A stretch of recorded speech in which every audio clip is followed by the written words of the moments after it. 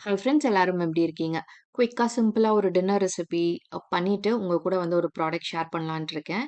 Amazonல வாங்குன ப்ராடக்ட் தான். ப்ரமோஷன்லாம் எதுவும் கிடையாது. இது வந்து என்னோட விஷ் லிஸ்ட்ல ரொம்ப நாளா இருந்தது.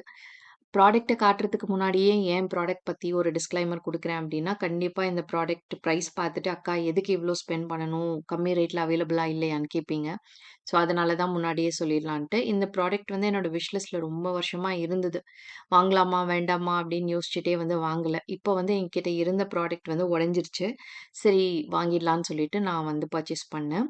இது என்னன்னா ரோட்டி மேக்கர், அதுக்கப்புறம் இந்த ரோலிங் பின். நான் இவ்ளோ நாளா வச்சிருந்தது வந்து வுட்டன்ல வச்சிருந்தேன். இப்ப வாங்குனது பார்த்தீங்கன்னா, மார்பிள்ல வாங்கியிருக்கேன். இந்த ப்ராடக்ட்டோட பிரைஸ் வந்து ₹2500. ரோலிங் பின் வந்து சென்டர்ல மார்பிள் இருக்கும். 2 சைடும் வந்து வுட்ல குடுத்துருக்காங்க. அதுக்கு ஒரு வுட்டன் ஹோல்டரும் குடுத்துருக்காங்க. இந்த ரோட்டி மேக்கருக்கு கீழ வந்து 3 ரிங் பேஸ் இருக்கு. ஸோ, உங்களுக்கு வந்து சப்பாத்தி தேய்க்கும்போது நகராம இருக்கும். ஸோ, இந்த ப்ராடக்ட்டோட லிங்க் வேணும்னா கமெண்ட் பண்ணுங்க. இன்னொரு இன்ட்ரஸ்டிங்கான வீடியோல மீட் பண்ணலாம். தேங்க் யூ ஃபார் வாட்சிங்.